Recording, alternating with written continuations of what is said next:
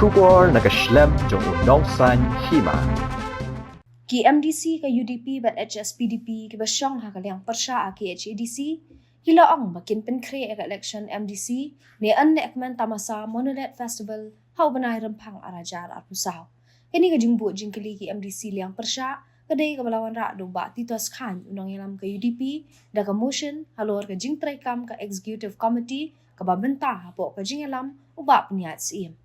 Kani ka jingbu jingkeli ki MDC ka UDP kadai namar UCM uba peniat sim ula pentip ban penlong ya katamasa Monolith Festival ka banang ho banai rempang arajar arpusaw ka baki patba ki upcoming lenti ka election MDC. Nakliang UCM uba peniat ulaang baya ka election amla bantip lanu kandong namar la peniat da ka sorkar jela nray mauru kumu MDC ula pankre ka election namar ujuhiar mana kapor siya ka constituency.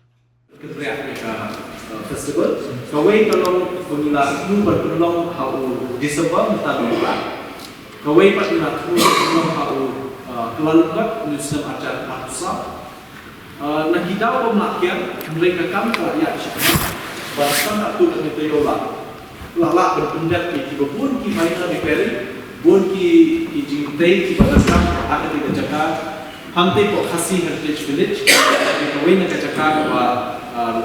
la penlong yang ini Monolith Festival Islam Bulalit no but nak kalian dumi habit kali Monolith Festival ni trailer minta pakai state government nak kalian dumi yang dan fund eban penlong habit kali ka Monolith Festival ni kata mau benar tamasa je habit kata nilai trailer state government tourism baka finance department but lima kerjanya trailer baka finance baka tourism department layu pan penbahag pendek pendian itu jaga but dan ini ki artiyo mesyuarat layu pan net inspection bagi officers bagi department lalap event yang baka internet ha. Dia minta